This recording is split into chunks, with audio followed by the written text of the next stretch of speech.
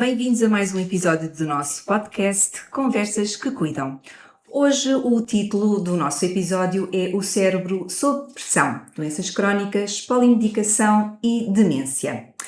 Para este episódio reunimos diferentes profissionais que acompanham diariamente pessoas idosas com elevada complexidade clínica. Falaremos sobretudo sobre o impacto de doenças crónicas na saúde da pessoa idosa e da necessidade de olhar para a pessoa como um todo. No entanto, para se juntar a esta conversa, recebemos hoje a doutora Cláudia Janeiro, médica especialista em medicina interna da ULS São José, integrante da equipa de hospitalização domiciliária desta mesma ULS e com especial dedicação às áreas da geriatria e da diabetes. Juntam-se ainda também a enfermeira Raquel Ruas, diretora técnica da Domus Áurea 2 e especialista em enfermagem de reabilitação, a enfermeira Catarina Cabrita, diretora técnica da Domus Áurea 1 e mestre em gestão em enfermagem, e eu própria, a enfermeira Rita Simões, mestre em enfermagem e especialista em enfermagem médico-cirúrgica. A ideia de hoje é muito simples, no entanto vamos tentar conversar, desmistificar e abordar vários temas sobre a complexidade da pessoa idosa com demência. Doutora, muito bom dia. Bom dia. Muito obrigada por ter aceito o nosso convite. E antes de mais, sabemos que a medicina interna assume aqui um papel fundamental neste tema. No fundo, esta especialidade acompanha diariamente as pessoas idosas com elevada complexidade clínica, com múltiplas doenças crónicas e também com uma fragilidade muito relevante. E é também responsável por articular com outras especialidades, enfim, para tentarmos aqui obter o melhor plano terapêutico possível para a pessoa idosa. Mas quando falamos em doenças crónicas, ao que é que nos referimos exatamente? A doença crónica muitas vezes não é só um diagnóstico. A doença ou as doenças, não é? Porque cada vez mais temos várias doenças crónicas num só doente. Temos que perceber que quando é este diagnóstico, ou estes diagnósticos, temos que falar em gestão terapêutica, a funcionalidade do doente, a capacidade de quem cuida ou das famílias, a interação, a comunicação cada vez mais com os profissionais de saúde, tirar dúvidas, porque no fundo é uma doença que está em constante gestão, porque o que hoje é o doente que está bem e que está controlado, pode no dia a seguir não ser, porque há uma descompensação, porque é internado, porque, enfim, múltiplas coisas que podem acontecer. Portanto, no fundo, isto são um conjunto de doenças ou de condições que estão meio adormecidas, de vez em quando vão acordando, digamos assim, entre aspas, e que tudo isto pode reverter ou não em relação ao doente. E depois, a capacitação das famílias e dos cuidadores que também no dia-a-dia têm que saber gerir e saber o que fazer melhor, porque também nem sempre é fácil. Até do ponto de vista não só da terapêutica, que é complexo, como também de como lidar com certas situações. Doutora Cláudia, antes de mais, bom dia. Muito prazer. E na prática da ERP, neste caso, que é o nosso contexto também, quais destas doenças é que representam maiores desafios? E há exemplos do dia-a-dia que ilustrem esta realidade? Certo. No contexto da ERP e em geral, é inevitável não falar da demência, não é? Que acaba por ser aqui difícil e desafiante gerir, não só do ponto de vista farmacológico como não farmacológico, não é? Portanto, aqui, não só para a parte dos médicos, mas até dos enfermeiros que cuidam e todos nós, não é? Porque a prescrição não farmacológica também pode passar pelo médico. Acho que cada vez mais temos que nos capacitar e perceber que não passa só por medicação farmacológica, antes pelo contrário, ok? E são necessários muitas vezes vários ajustes, isto é altamente individualizado, depende muito do doente que temos à frente, é muito difícil e é isso que torna a situação mais complexa, porque não há propriamente uma guideline específica que dá para todos, e cada vez mais assim o é. E depois também há outras doenças que eu acho que é importante não nos esquecermos. Dor crónica. Super frequente nas herpes e não só no nosso 22 de frágil, não é? E talvez de todas a mais subvalorizada pelos médicos e talvez enfermeiros. Mas por nós, porque não temos muito receio de algumas medicações que damos na demência, mas depois na dor crónica, por exemplo, dar opioides em alta dose já é uma coisa que é mais... Temos este preconceito, entre aspas. Talvez por não estarmos tão capacitados, é uma especialidade ou uma subespecialidade também começou há menos tempo, portanto acho que nesse sentido estamos também aqui a começar a ganhar algum espaço. Muitas vezes desvalorizamos a queixa, tenho essa percepção também. Eu própria, ok? Não estou. Eu própria também muitas vezes, porque o doente é apelativo, porque chega ao médico e gosta muito de se queixar, mas a verdade é que acho que é altamente prevalente e isto pode melhorar muito a qualidade de vida dos nossos doentes, dos nossos utentes. Depois há outras doenças crónicas que eu acho que nós, enquanto médicos, então quem faz medicina hospitalar está muito habituado, mas que são muitas descompensações e também nos podem tirar aqui um bocadinho a qualidade de vida do doente, que é a insuficiência cardíaca e DPOC. Mas por aqui temos mais guidelines, conseguimos ajustar um bocadinho mais ao doente e a clínica é mais fácil de perceber, é muito mais perceptível para todos nós. Portanto, acho que aqui a demência dor crónica, então, em contexto de ERP e no contexto do doente idoso frágil, são as mais difíceis de gerir, na minha opinião. Até porque aquilo que vamos assistindo na prática é que muitas vezes a demência acaba por ser um chapéu muito grande que poderá acabar por justificar algumas alterações que vão acontecendo. E nós fazemos esse trabalho diariamente no sentido de tentar desmistificar o que de facto são agudizações de doença crónica ou eventuais alterações do seu contexto demencial. Não esquecendo que lá está que um está diretamente relacionado com o outro, não é? E também uma descompensação de uma doença crónica de base poderá também ter consequências ao nível comportamental, e com isso lá está, nós depois percebemos mais facilmente e tentar explorar aqui as eventuais causas orgânicas para essa descompensação. No entanto, doutora, como é que acha que nós podemos evitar que a demência se torne um diagnóstico que explica tudo o que está a acontecer com a pessoa? Eu acho que, sobretudo, e aqui é muito importante nas ERPs e quando há cuidadores, o papel deles, que são quem conhece melhor o doente, saber bem a história, saber qual é que é o basal deste doente. Porque, do ponto de vista médico, eu venho ver o doente uma vez por semana. Às vezes nem isso, não é? Porque sempre que venho observar um doente, não os vejo a todos. Portanto, vejo pontualmente. Não tenho muitas vezes noção do que é o basal, aquelas pequenas coisas. Porque, no fundo, sobretudo no doente com demência, é muito difícil criar uma anamnese como deve ser, não é? Portanto, ou me falam das queixas, quem conhece e quem sabe, e aí temos logo um alerta de que, ok, isto não está bem, há aqui qualquer coisa que fugiu, ou então é muito difícil eu conseguir perceber, porque lá está, muitas vezes os parâmetros vitais estão bem, do ponto de vista clínico não há assim nada que, pronto, é demente, mais confuso. Bem, sempre foi confuso, portanto acaba por ser muito difícil para nós ter um ponto de comparação. É mesmo muito importante que haja alguém que cuide e que acompanhe diariamente para ter ponto de comparação. Caso contrário, torna-se muito difícil para a equipa médica conseguir não meter tudo no mesmo bolo da demência. É verdade. E bom dia também. Bom dia. Não há como fugir aqui a um tema que é a questão da polimedicação. Não é novidade e é comum que os novos residentes, ou até às vezes os residentes que já moram aqui connosco na instituição, mantenham ainda o acompanhamento pelo médico de família ou por outras especialidades, e que nos deparemos com vários terapêuticos com vários medicamentos, 10, 12, 15 medicamentos. Muitas vezes sentimos que há falta de articulação entre os profissionais e que, de certa forma, estamos aqui a prejudicar, ou que estamos mesmo a prejudicar a situação do residente. Em que medida é que acha que era possível melhorarmos esta articulação entre todos os profissionais? No mundo ideal, seria uma consulta multidisciplinar. É isto que faz sentido, não é? Portanto, ter o internista ou o colega de medicina geral e familiar a fazer a articulação, seja com a neurologia, com a cardiologia, não é? O ideal é isto, perceber exatamente, do ponto de vista de cada um deles, o que é de facto essencial, porque muitas vezes as consultas de especialidade são feitas 6 em 6 meses, muitas vezes de ano a ano, quer dizer, não têm muita noção de como é que é o doente, não é? E, portanto, é muito difícil decidir e guiar só pela guideline, e não, porque não conhecem bem o doente, e às vezes o risco-benefício, de facto, é desfavorável.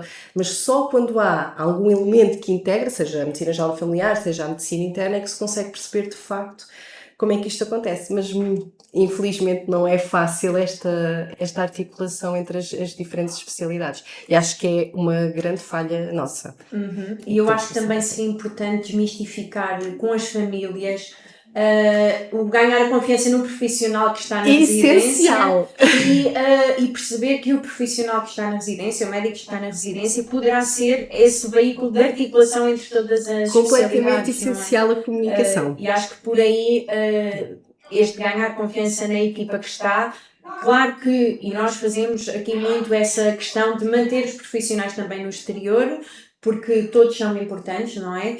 Mas que a família perceba que esta articulação, a base será a confiança entre todos, porque quem está quer dar o seu melhor, acredito que quem não esteja ou quem esteja por fora também, mas essencialmente olhar para a pessoa e para as necessidades da pessoa, não é? Completamente. Eu acho que a comunicação é muito essencial para as famílias e até para muitos residentes que ainda estão bem, que ainda têm noção e que o cardiologista lhe disse há 20 ou 30 anos que nunca mais pode parar aquele medicamento e agora quem é a médica que vem aqui e para o medicamento? Isto aconteceu já quando comecei a trabalhar em ERP, precisei de, ok, eu tenho mesmo que explicar exatamente.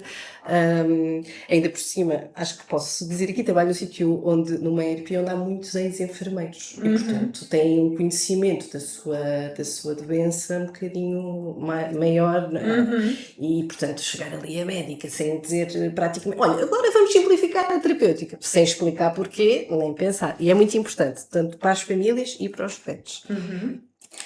Nós também o que vamos assistindo acabamos por tentar fazer essa articulação. Nós temos os nossos médicos na instituição que vão articulando com as famílias e com outros médicos que vão acompanhando os residentes que já acompanhavam ou então que necessitam de novos acompanhamentos.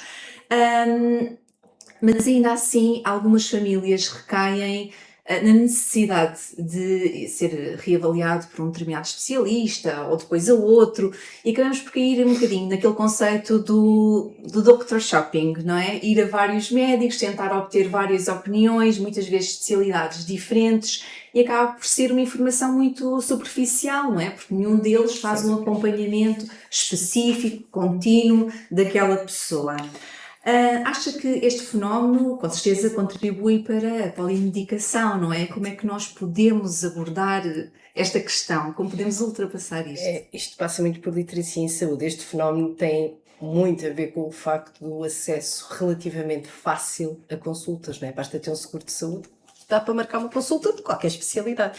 E, portanto, um dia vou este, outro dia vou aquele, isto não... Salvo raras exceções, e são mesmo as exceções, que é de quando não sabemos muito bem o que fazer, ou em situações de diagnóstico incerto, em que vamos procurar um especialista muito, muito específico, e que às vezes é preciso até mais do que um, não há qualquer benefício.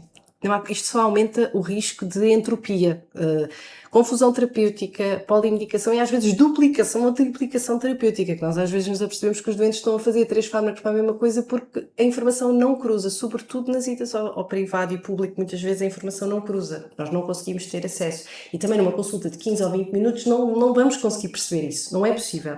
E eu acho que esse é o maior problema e o perigo do Dr. Shopping, e isto acaba mesmo por ser literacia, informar as famílias, não é por ir a mais médicos que o doente vai ficar mais bem tratado, antes pelo contrário. Esse é um grande esforço que nós vamos fazendo, não é? Perceber que não são muitos medicamentos que indicam se um cuidado é melhor ou pior, não é? Muitas vezes a pessoa está perfeitamente estável a fazer 1 ou 2 fármacos ou 3, enfim, aqueles que são realmente necessários para melhorar a sua qualidade de vida, não é? E aliás, a polimedicação, como sabemos, tem consequências a longo prazo, certo, doutora? Completamente. Olha, as interações medicamentosas, mais efeitos adversos, em relação até mesmo à própria... Aqui nas ERPs não se põe tanto isso, porque muitas vezes são vocês que preparam e as farmácias, etc. Mas os cuidadores muitas vezes não têm literacia suficiente para organizar a medicação. Esquecem-se, trocam os medicamentos, é muito, muito frequente. Portanto, polimedicação é realmente um problema e talvez dos maiores que existe atualmente no doente idoso frágil e pronto, muito consequência obviamente de ir a várias consultas e de não haver aqui uma interação entre as diferentes especialidades, mas sem dúvida alguma, nem sequer não há qualquer benefício, nós já percebemos isso. Até porque a pessoa vai envelhecendo, vai tendo o seu percurso de envelhecimento que é expectável, não é? Portanto, a medicação tem que ir sendo adaptada a esse percurso. Exatamente. Aquilo que fazia sentido há 10 anos atrás pode não fazer agora. Claro. Mas, passado esses 10 anos, se calhar o que o doente sofre é só de efeitos adversos desse fármaco e não, sem qualquer benefício. Portanto, isto tem mesmo que ser revisto, não há hipótese. Acaba por ser muito dinâmico. Esta doença crónica no idoso é uma doença muito mais dinâmica do que se calhar no adulto jovem. Porque não dá para simplesmente deixar aquele fármaco 10 ou 20 anos e nunca mais voltar a reavaliar. Doutora, no nosso dia-a-dia de cuidados, a nossa intervenção enquanto enfermeiros passa muito pela antecipação de cuidados, através da avaliação e observação de sinais e sintomas que vão surgindo e, sobretudo, pelo conhecimento que temos da pessoa também, por lidarmos com ela todos os dias. Estes pequenos sinais costumam ser o nosso primeiro alerta, uma vez que existem medicamentos que aumentam o risco de confusão ou agravamento cognitivo. Quais é que são os sinais de alerta? Sonolência. O doente que está mais lentificado do que o normal, desorientação e apatia, também só que é habitual no doente, isto mais associado até à terapêutica neurolética, às benzodiazepinas, amplamente utilizadas, não é? Mas também há outros que eu gostava de salientar, aqui já falando nas questões das revisões terapêuticas. Tonturas, super frequente, os doentes queixam-se imenso e achamos muitas vezes que isto deve ser do seu síndrome vertiginoso. Às vezes é só uma hipotensão ortostática. É preciso reavaliar o antihipertensor deste doente. O que fazia sentido há 10 ou 15 anos atrás pode não fazer sentido agora.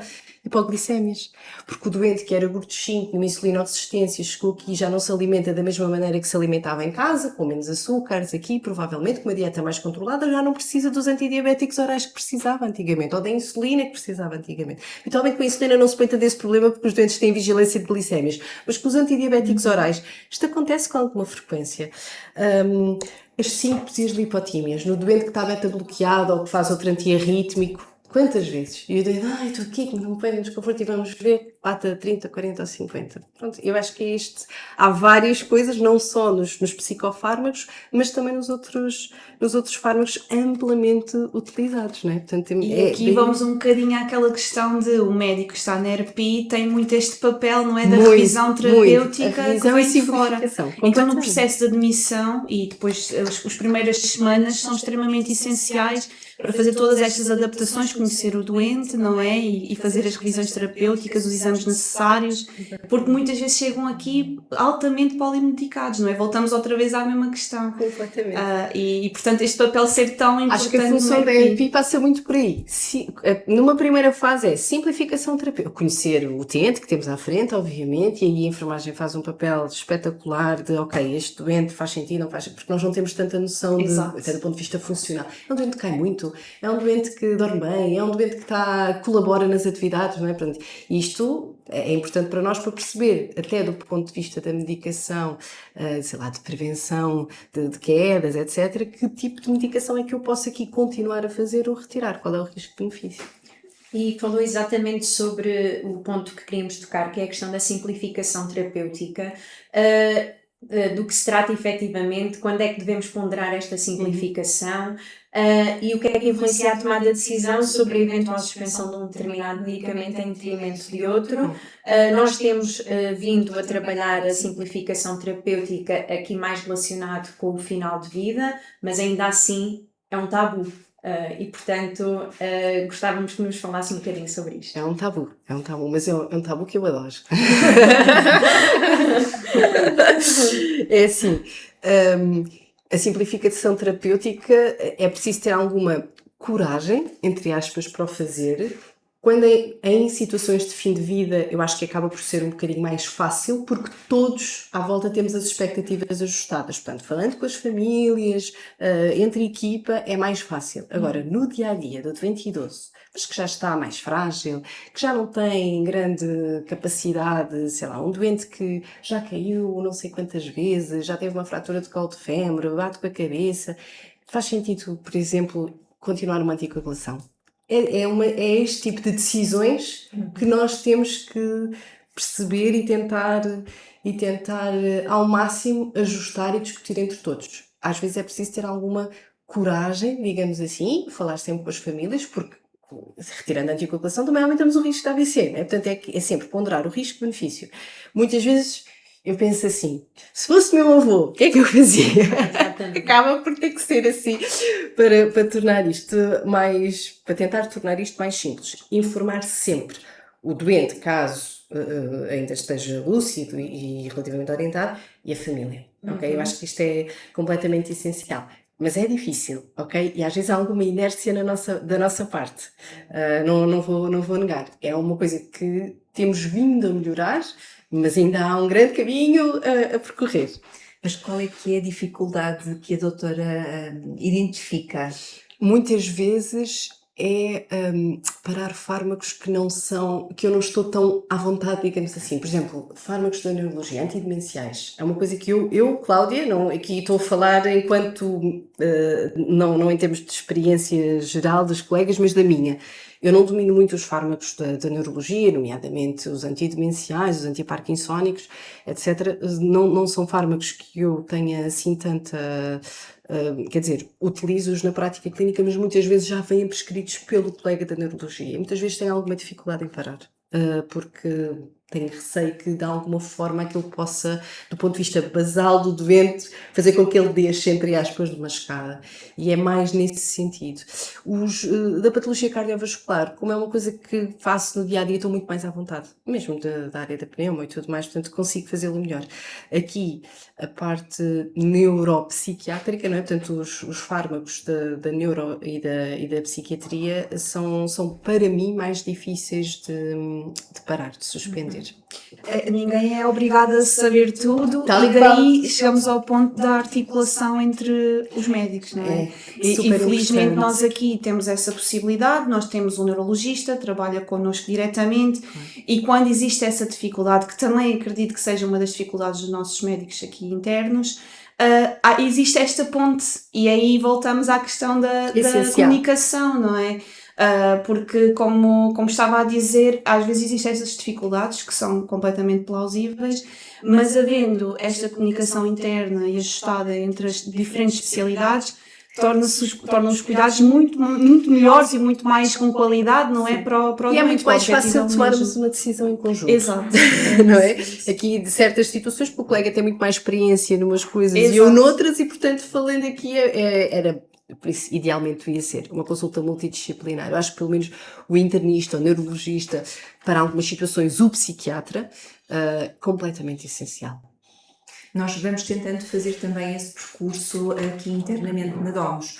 Portanto, tudo isto tem uma forma de se fazer aqui connosco. Nós fazemos muita discussão ao nível da equipa multidisciplinar, onde estão todos os elementos da equipa, fazemos uma primeira abordagem, até para obtermos outros dados, porque a equipa de enfermagem é muito próxima, a equipa de auxiliares é muito próxima, mas depois existem momentos de avaliação mais específica, por exemplo, ao nível da fisioterapia, da terapia ocupacional, em situações de consulta de psicologia, quando as existem, também é extremamente importante obter aqui algum feedback, para percebermos qual é que é o plano de cuidados mais adequado para aquela pessoa. Portanto, não sendo propriamente uma consulta de especialidade, exatamente, não é? Nós estamos a articular com diferentes médicos, mas estamos a articular com diferentes profissionais.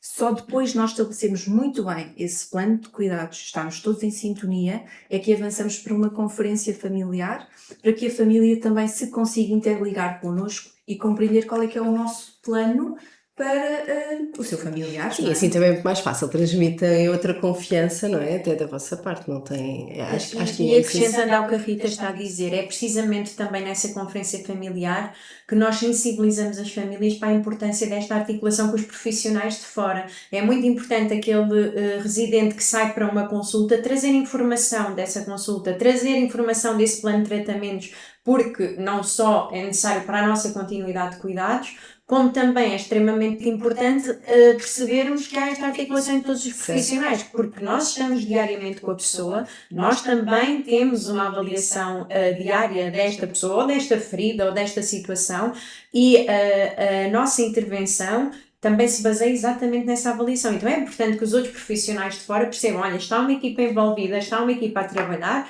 está uma equipa a fazer uma avaliação e, portanto, esta avaliação da unidade também tem que ter valor, não é? Nós não somos apenas e única e exclusivamente a casa da pessoa, nós somos profissionais dedicados e que trabalhamos muito em prol da qualidade de vida, não é? E da dignidade da pessoa. E, portanto, quando nós às vezes somos um bocadinho mais chatos com as famílias, tragam-nos, por favor, informação escrita, tragam-nos, por favor, um papel, nem que seja escrita à mão pelo médico ou pela equipa de enfermagem que prestou aquela assistência ou aqueles cuidados, para nós podermos aqui replicar ou eventualmente alterar, porque também temos essa capacidade. Claro. E darmos esta continuidade, porque é salientar aqui para as famílias e para quem nos ouve que a importância desse trabalho é precisamente o melhor cuidado ao residente. É isso mesmo. E, portanto, é o nosso único objetivo. É verdade.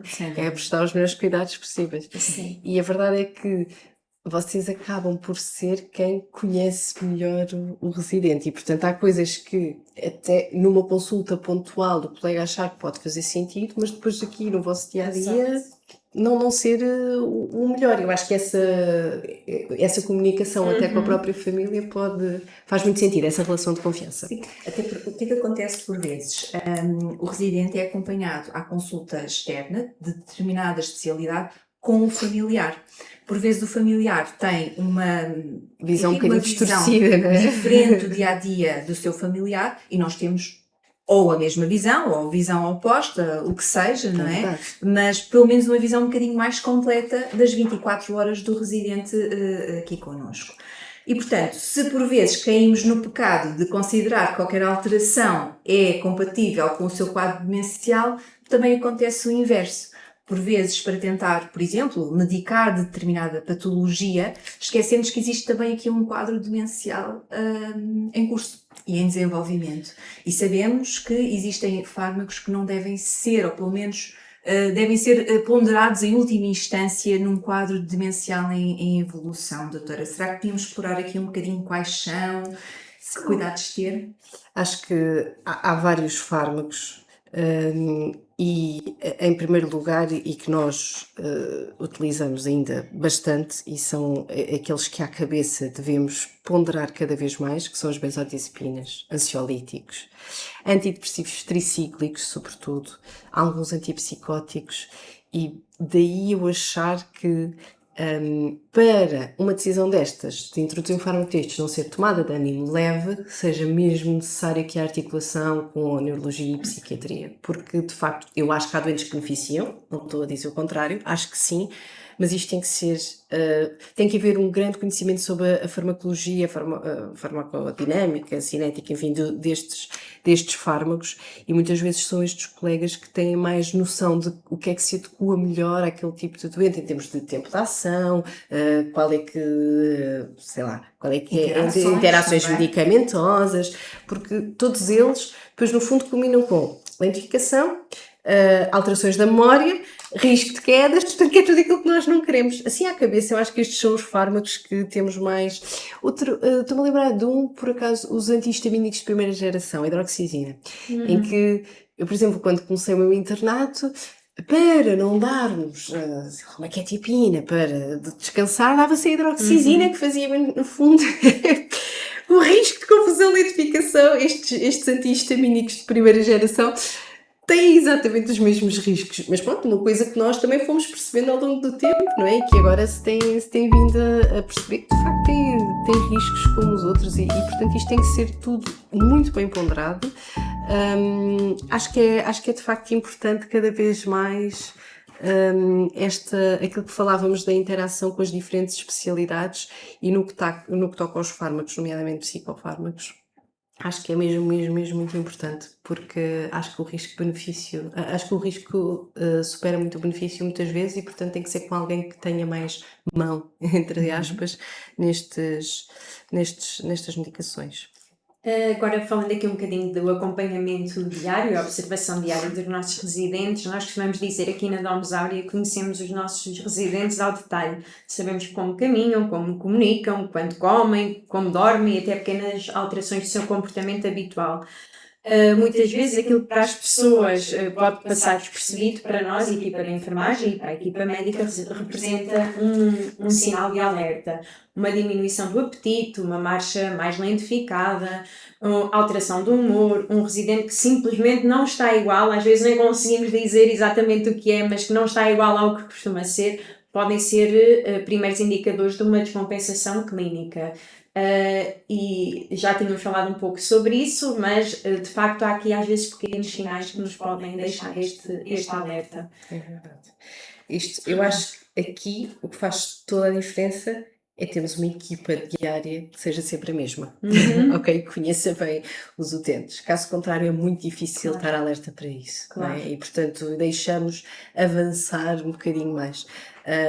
E cada vez mais sabemos que é absolutamente essencial nos cuidados diários serem sempre as mesmas pessoas ou o mesmo grupo de pessoas porque a acompanhar os residentes ou os utentes, porque caso contrário isso vai passar completamente despercebido. Não temos hipótese de conhecer a rotina, a maneira de estar, o humor do doente, não é? Como é que se alimenta, se um doente que sempre se alimentou mal, pronto, quer dizer, não é agora que um doente que sempre se alimentou bem, isto só chama a atenção de quem cá está todos os dias. Se eu pontualmente vier aqui fazer um turno, não vou ter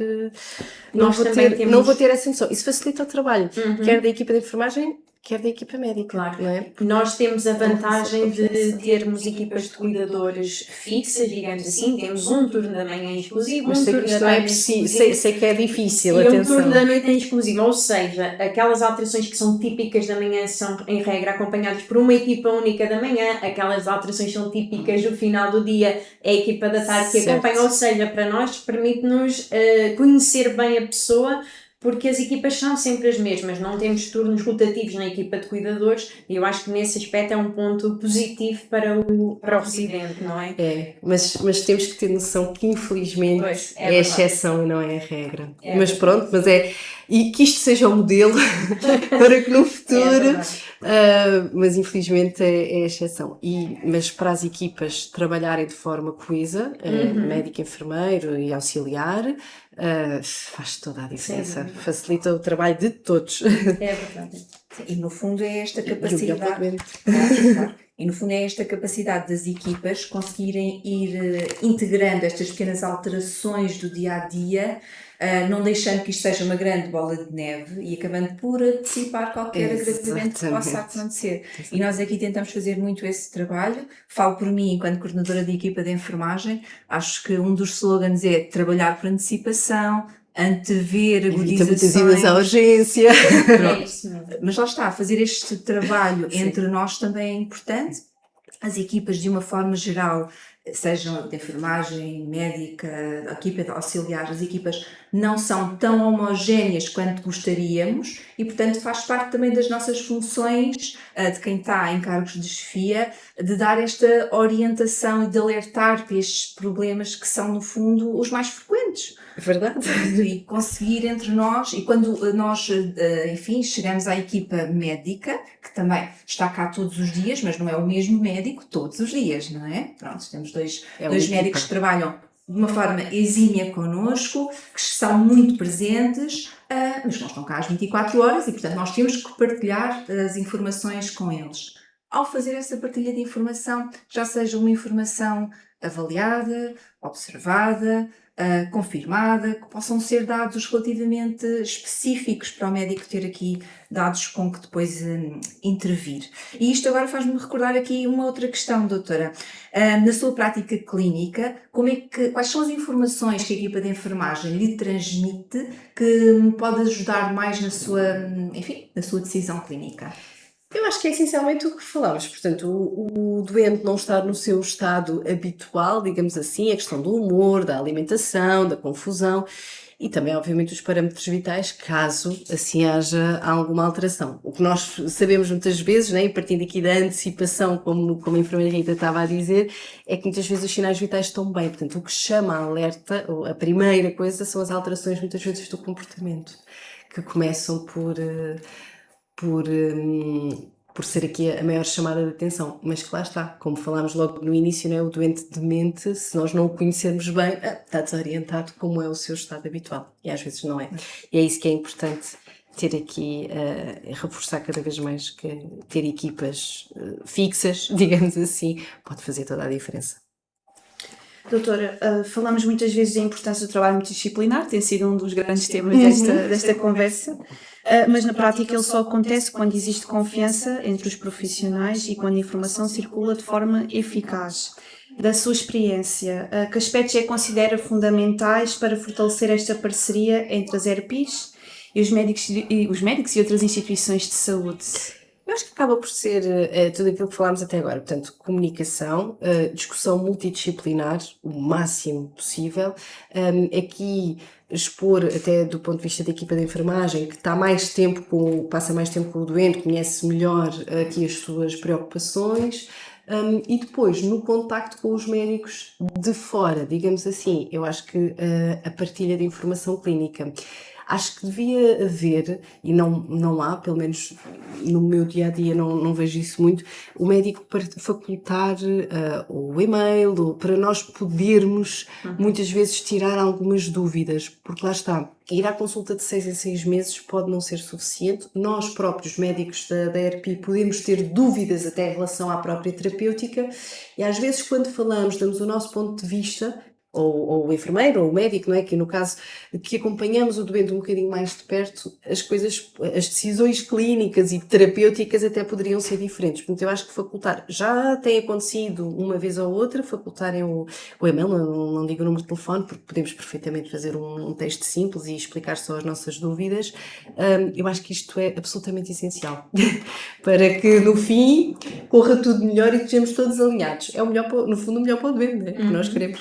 É engraçado porque vai muito ao encontro daquilo que nós temos também desenvolvido aqui, que os nossos médicos já têm pedido por várias vezes contactos dos médicos do exterior, das outras especialidades, exatamente para fazer esta ponte de informação, não é?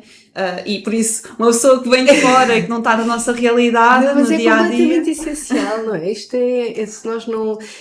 Ainda por cima, também na hospitalização domiciliária, nós também trabalhamos muito com ERPs, tudo bem que mais no contexto do doente agudo. Mas havendo comunicação com o médico ou com o enfermeiro responsável, que muitas vezes é quem apanhamos mais, porque pronto, fazemos as visitas durante a manhã e nem sempre o médico está. A partilha dessa informação é essencial para depois conseguirmos coordenar e decidir algumas coisas até do ponto de vista da medicação e da terapêutica. E sempre, uma coisa que eu também acho essencial, que às vezes não fazemos tão bem, aqui falo a nível hospitalar, é fazemos alterações terapêuticas, pomos uma proposta terapêutica, mas também não comunicamos, não é? Nota de alta, pronto. E eu acho que isto é importante, era muito importante haver esta revisão juntamente com a equipa que acompanha e cuida do doente, porque quando é em casa com os familiares, eles muitas vezes preocupam-se em saber o que é que mudou, porque depois não sabem ver bem a nota de alta, faz-lhes muita confusão aquelas tabelas terapêuticas e os cardex, e portanto nós temos o cuidado, na grande maioria das vezes, de chegar, sentar e dizer, olha, vamos trocar este por este, vamos fazer isto assim, vamos trocar a hora da medicação. Mas na ERP não fazemos. Assumimos que, ok, estão lá os enfermeiros, orientam, percebem as nossas notas de alta, são profissionais de saúde. Portanto, eu acho que é isto que também tem que mudar aqui um bocadinho. Isto até falo do ponto de dizer mal aqui de coisas que tem que melhorar e que temos que melhorar, mas acho que sim. Eu acho que, olhando aqui um bocadinho para o futuro, cada vez mais as ERPs têm que ser vistas como um dos elementos prestadores de cuidados. Sem dúvida. E não um elemento à parte. Convenhamos que por vezes ainda sentimos um bocadinho isto, não é? Que estamos à parte dos cuidados. E não, nós pertencemos a toda a rede de cuidados dos nossos residentes, dos nossos utentes, não é? É isso mesmo. Doutora, que mensagem deixaria aos profissionais das ERPs para fortalecer esta parceria? O que é que nós em conjunto poderemos fazer para melhorar? Eu acho que, essencialmente, dizer que cuidar e tratar do doente idoso é desafiante, não vou negar, mas também é muito gratificante e único. Não é só aquilo que nós... não, é gratificante. E quando começamos a fazê-lo e a fazê-lo bem, é muitíssimo gratificante ver o nosso doente a melhorar. Acho que esta é assim a mensagem principal. Pronto. Doutora, diga. muito importante, depois de falarmos dos desafios da doença crónica, da polimedicação e da complexidade dos cuidados na pessoa idosa, Importa também olhar para aquilo que pode ser feito para preservar a saúde cerebral e promover a qualidade de vida. Sabemos hoje que existem fatores modificáveis capazes de influenciar o envelhecimento do cérebro e a funcionalidade da pessoa idosa. Há formas de proteger a saúde cerebral ao longo da vida? Claro que sim, claro que sim. E agora falamos cada vez mais nisto, na longevidade. A longevidade agora está aqui em volta. Mas pronto, eu acho que aplicando ao doente idoso, essencial, rotina de sono, alterações da memória, não é? Isso sabemos perfeitamente que é muito importante. O exercício, quando assim é possível, porque aumenta o fluxo sanguíneo cerebral, já todos sabemos do benefício, até no próprio humor do doente, dentro daquilo que é possível, até pode ser só uma coisa mais passiva, mas o doente mexer-se, e a alimentação. Porque o que nós vemos muitas vezes, e nas ERPs ainda temos mais noção disso, o doente que vem de casa, porque se descuida, deixa de querer cuidar de si, dá muito mais trabalho, porque tem menos mobilidade em cozinhar, tem uma alimentação rica em ultraprocessados, açúcares, zero ou quase nada de proteína, gorduras saudáveis, né, que fazem toda a diferença até para o reforço da massa muscular e tudo mais.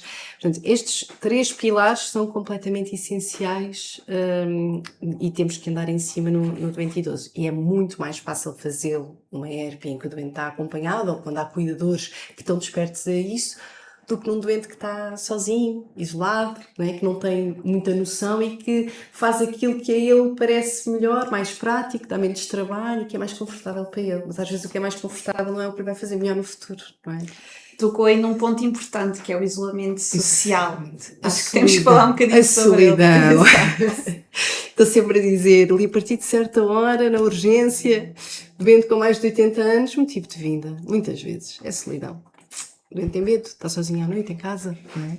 E nem é só o isolamento social por esse motivo, mas também o declínio cognitivo. Nós temos pessoas que nos chegam aqui com vocabulário escasso porque não têm com quem falar. E passados uns meses já constroem frases completas, podem não ter nexo, mas conseguem articular e ter um diálogo, não é? Independentemente da qualidade desse diálogo, ele existe, não é? E muitas vezes é um fator que as famílias referem, ai que diferença, porque já fala tanto e em casa não havia estímulo, não é? E portanto, muitas vezes nós sabemos que há e sabemos que ainda existe muito preconceito em institucionalizar uma pessoa. Claro que nós também reconhecemos que estar em casa é o melhor para qualquer um de nós. A nossa casa é sempre a nossa casa, obviamente, mas a dada altura é inevitável. Porque aquilo que nós conseguimos promover numa ERP, não é? E falo daquilo que é a nossa realidade, vai muito além daquilo que se consegue fazer em casa. E, portanto, acho que também é importante desmistificar também a nossa função. É super importante desmistificar. Muitas vezes os doentes têm benefícios quando há possibilidades brutais em vir para aqui, não há hipótese. Por exemplo, doente que vive... Pronto, eu também dou apoio ali a uma região de Lisboa com características específicas. Há muitos doentes a viver em quintos andares sem elevador. Este doente não sai à rua há anos. Se for preciso, então isto não é tão pior. Olha o isolamento social. Vai lá a vizinha ou o senhor da mercearia levar-lhe as compras. Isto não tem comunicação, não vê a luz do dia. É completamente diferente do que estar num sítio onde comunica com outras pessoas, tem a possibilidade de fazer outras atividades que nunca faria se estivesse em casa. Portanto, eu acho que isto tem que ser ponderado muito bem. A verdade é que os nossos idosos nunca viram ninguém ser idoso. E, portanto, tem essa coisa do asilo, entre aspas, vão para lá e não cuidam. Mas isto está a mudar. Eu espero que connosco e com os nossos pais, não é, a mentalidade já seja diferente e já se perceba que para certas situações há muito benefício. Porque em casa os doentes não conseguem ser tão bem cuidados, ou têm uma rede de cuidadores espetacular, o que é dificílimo, porque depois todos nós trabalhamos, todos nós temos a nossa vida, é super complicado dar esse apoio, e mesmo arranjar cuidadores de 24 com competência para tal e que andem em cima, é muito mais difícil, e as casas muitas vezes não têm condições para os idosos, essa é outra. Portanto, percebemos que manter rotinas, incentivar a mobilidade, preservar o sentido de utilidade é extremamente importante para os nossos residentes. Se pudesse deixar apenas uma mensagem às famílias e profissionais, qual seria? Para as famílias, eu acho que o essencial é partilharem connosco, profissionais, sem medos, as dúvidas, as hesitações e as inseguranças, porque nós no fundo estamos aqui para ajudar, para desmistificar e descomplicar quaisquer dúvidas que tenham, que não estão a fazer tudo mal e que é ok e que podem sem peso na consciência. Se tomarem a decisão de pôr o seu familiar numa ERP, fica bem cuidado. Eu acho que tentar transmitir esta confiança é meio caminho andado para que as coisas corram bem. Para os profissionais foi no fundo aquilo que eu disse, portanto acho que cuidar e tratar do doente idoso acaba por ser aqui uma missão bastante gratificante e acho que no futuro temos ainda muito caminho a percorrer, mas acho que no futuro as coisas vão ser melhores. Doutora, olha, muito obrigada por esta conversa tão importante, tão necessária. Espero que possamos ter outras conversas assim sobre outros temas. Sim. No fundo, hoje falámos, em jeito de resumo, sobre como as doenças crónicas e a polimedicação podem influenciar a saúde cerebral da pessoa idosa, mas também sobre a importância de um cuidado mais humano, mais atento e mais integrado. Se este episódio fez sentido para si, partilhe com alguém que possa beneficiar desta conversa e até ao próximo episódio do Conversas que Cuidam. Adeus!